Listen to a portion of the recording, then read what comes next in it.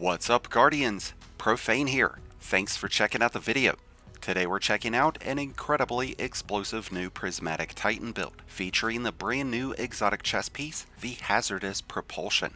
This build is incredibly fun, it's powerful, and it will absolutely terrorize your opponents. The Hazardous Propulsion provides the unique ability of creating rockets that are discharged whenever performing your class ability. This can account for huge chunks of burst damage, bringing most enemies to their knees, and we'll be playing off of this ability as much as we can, which is why we have chosen to go with the Prismatic subclass.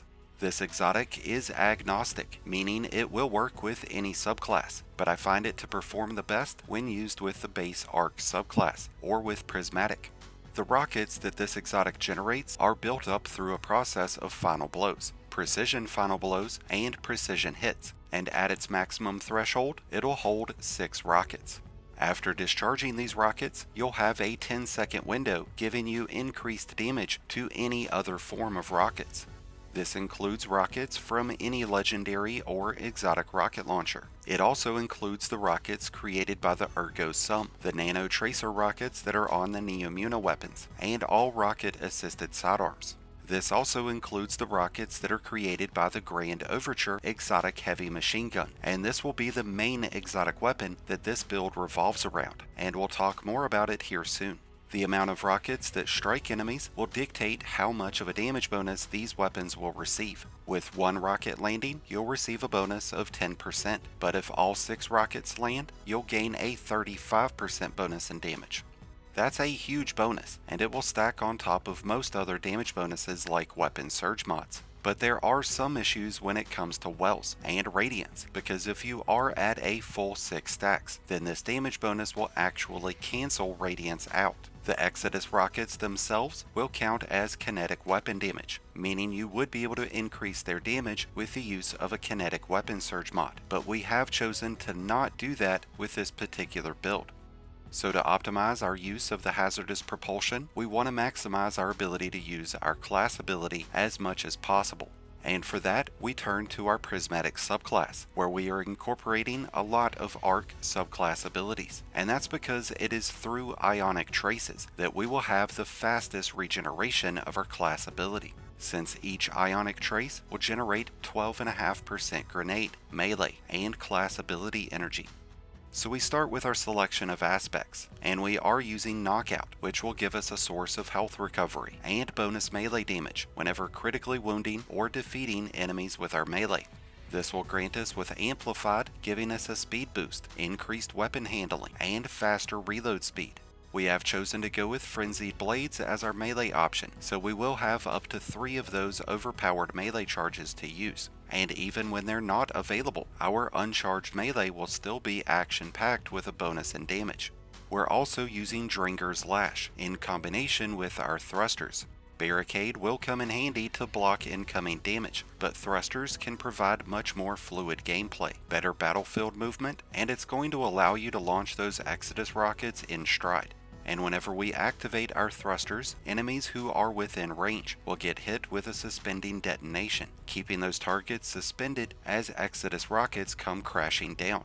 When it comes to our choice in grenades, I would ideally like to go with pulse grenades so that we can continue to create bonus ionic traces. But there comes a time where overload champions are in the mix, so we might need to swap to suppressor grenades when the time is needed.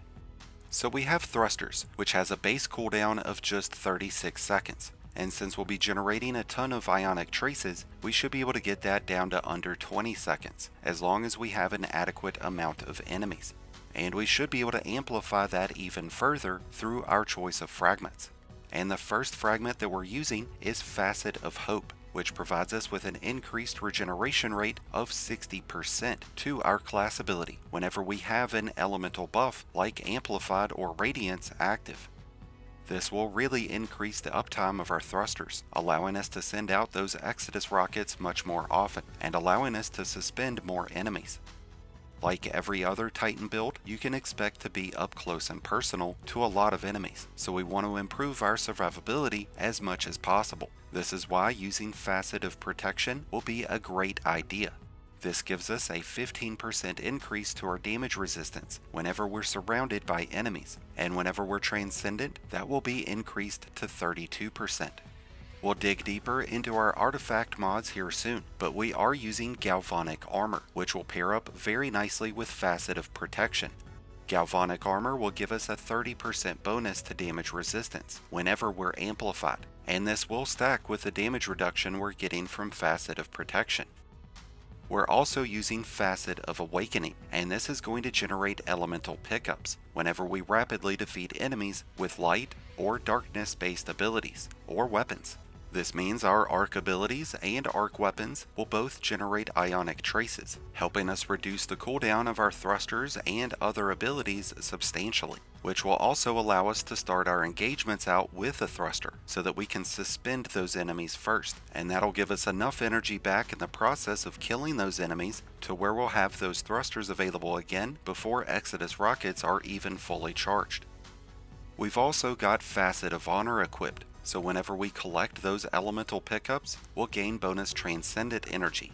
And the final fragment that we're using is Facet of Blessing, and this will trigger health restoration for us and nearby allies whenever defeating enemies with any of our melee abilities. Knockout is already providing us with health restoration whenever getting melee final blows, so this will help ensure that we maintain full health even after the fact. The only adjustment that I would make to these choices would be to swap in Facet of Purpose and use either Blade Fury or Hammers as our super option. This way, you'd receive either Woven Mail or Restoration whenever collecting an orb, which would significantly improve your ability to stay alive. But if you don't need that bonus survivability, then our current choices will do just fine. We mentioned that we're using Galvanic Armor already, but the other artifact mods that we're using are Radiant Orbs, which will grant us Radiance whenever we collect an orb, giving us a 20% increase to weapon damage, plus the ability to pierce barrier shields. We've also got Elemental Siphon, which is going to give us the same benefits as Facet of Awakening. Rapidly defeating enemies with kinetic or harmonic weapon damage will create extra elemental pickups. We've also got Counter Energy, so whenever we stun champions, we'll gain a 25% bonus to whichever energy is the least charged.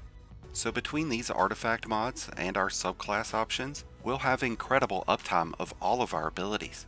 When it comes to our choice in weaponry, there's a lot of great options out there. All we really need to do is have something that shoots out rockets, but I find the combination of the Grand Overture, the Indebted Kindness, and the Call to be extremely powerful. The back-to-back barrage that Exodus rockets will have with Grand Overture's rockets is massive, and it'll deal an incredible amount of burst damage. With both Rocket Sidearms having lead from gold, we'll have the luxury of using the Grand Overture as if it were our primary weapon. And Sidearms do get the nod towards stunning unstoppable champions this season. And whenever we trigger Radiance, we'll be able to pierce those barrier champion shields with the Grand Overture. So this is going to allow us to mow through any enemy with ease. We can easily build up charges of the Grand Overture's rockets and then activate our thrusters to give those rockets a huge bonus in damage. And since Rocket Sidearms naturally generate more ammo as opposed to other special weapons, we'll be able to keep the Grand Overture all charged up on ammo. Rocket Sidearms will also have an easier time building up those Exodus rockets. And since both sidearms have lead from gold, we'll never have a problem running out of ammo with either weapon. And if we just so happen to also have Volt Shot on our Indebted Kindness, we'd be able to have another option at handling those Overload champions.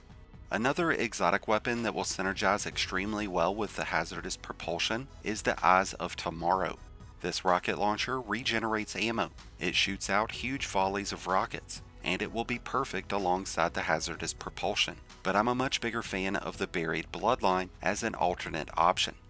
If we were to cut out the use of the Grand Overture, we could still go double Rocket Sidearms, and we could throw on a legendary rocket launcher, like the Cold Comfort or Apex Predator. The Buried Bloodline will receive the same damage bonus as other Rocket Sidearms do, but it'll also weaken enemies, and it'll grant you Devour, and that in itself could become a tremendous benefit towards survivability.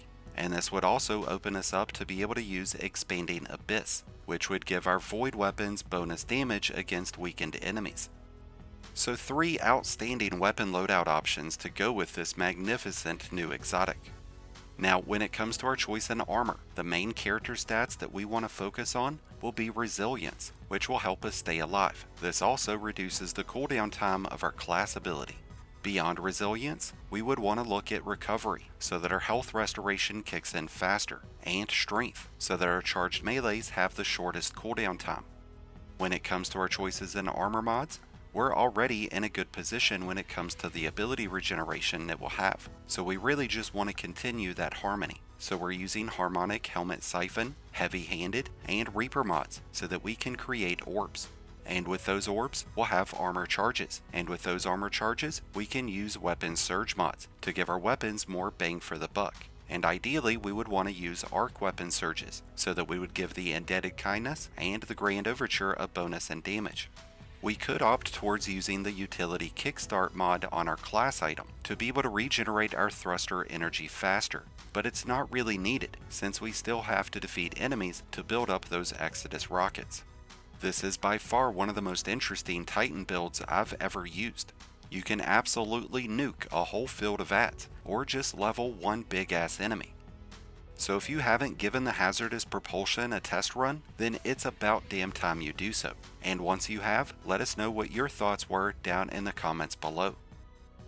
And with that said, that brings us to an end of today's build video on the Hazardous Propulsion. Thank you as always for checking out the video. If you enjoyed and found it helpful, then be sure to hit that like button below, along with the subscribe button if you're new. Both are greatly appreciated, and both really do help support the channel. If you need further help getting this build set up on your own, then be sure to check out the Mobalytics link that's down in the description. And until next time, Guardians, this has been Profane, wishing you all some happy hunting.